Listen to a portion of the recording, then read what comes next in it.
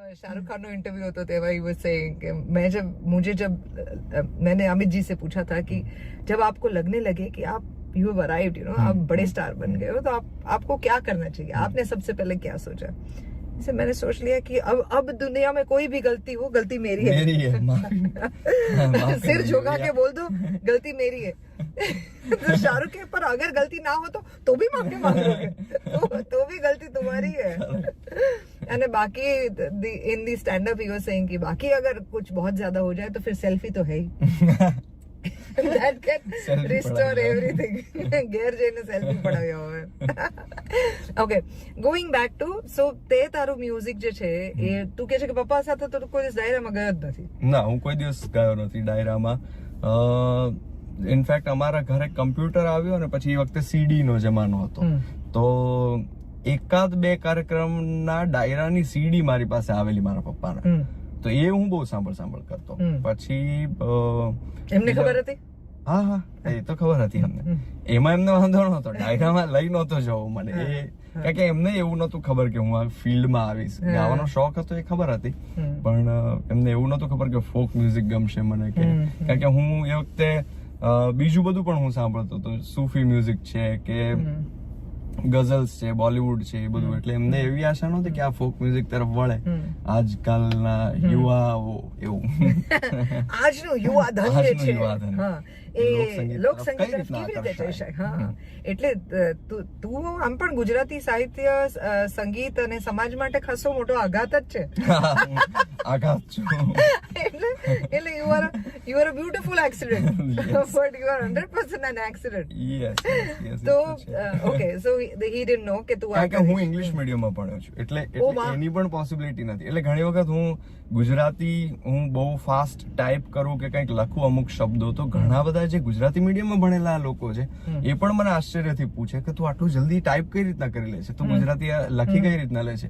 કારણ કે હું ભણ્યો છું ઇંગ્લિશ મીડિયમમાં, પણ હોય કદાચ એ ભાષા પ્રત્યે કે સંગીત પ્રત્યેનું એક તમારું વધારે પડતું લવ હોય તો આવી જાય.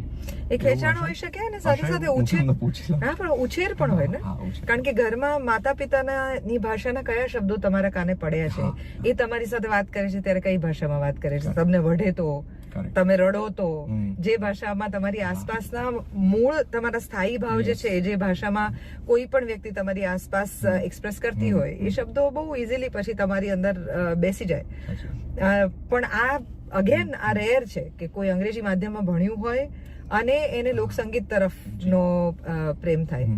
Was it a well thought decision કે લોકસંગીતમાં અત્યારે જગ્યા ખાલી છે ઇન યોર જનરેશન? ના, સહેજે નહીં. હું તમને એવું, હું છે ને શરૂઆતમાં જયારે 12th સ્ટાન્ડર્ડમાં હતો, ફર્સ્ટ યર ઓફ કોલેજમાં, ત્યારે તો જે અમારા આજુબાજુના જેટલા પણ છોકરાઓ હતા એની જેમ જ તે મારો પણ ગોલ એવો જ હતો કે બોલિવૂડમાં જવું છે એમ. હા, અને મેં ઘણા બધા રિયાલિટી શોઝ માટે ઓડિશન પણ આપ્યા, પણ આપણે જેમ ભણવામાં કાચા હતા એમાં પણ ફેલ થયા.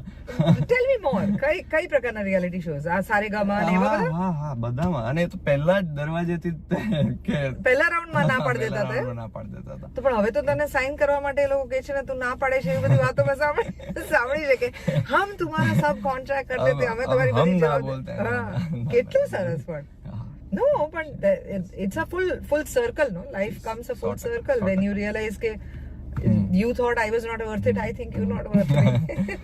ના, એવું તો નહીં, પણ મને એની વેલ્યુ તમે જે કહો છો ને એ મને એવું લાગે છે કે હું ચેન્નઈ ગયો ને રેમાસન ઇન્સ્ટિટ્યૂટમાં પછી વધારે થઈ, કારણ કે ત્યાં સુધી મારો ગોલ વધારે હિન્દી ફિલ્મનો કે બોલિવૂડનો, કે જે એ સમયનું સ્વાભાવિક છે કે તમને વધારે આકર્ષણ હોય એના માટેનું, એવું જ હતું.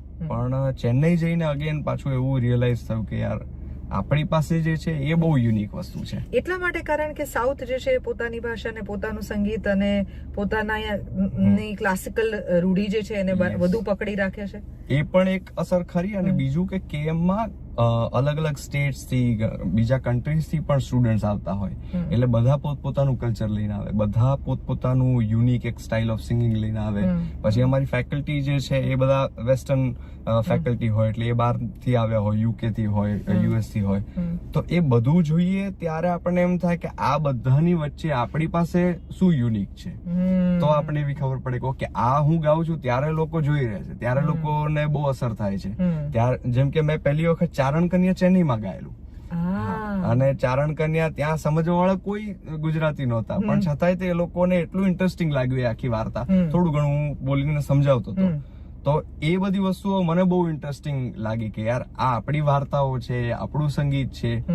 એ ક્યાંક ને ક્યાંક તમને એટલું અસર કરી ગયું છે કે તમે જયારે ગાઓ છો ત્યારે એ ભાષા સામે વાળો સમજે કે ના સમજે પણ એને અસર થાય છે, એ ફીલ થાય છે એને તમે જે કહો છો.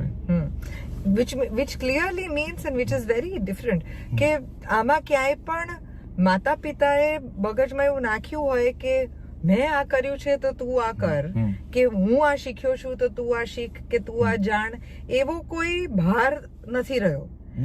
આ જાતે અંદરથી ઉગેલું છે ઇન ધ રાઈટ સર્કમસ્ટન્સીસ કે તમને એવું લાગે કે આ બધાની વચ્ચે મારું પોતાનું પોતીકું શું છે. હા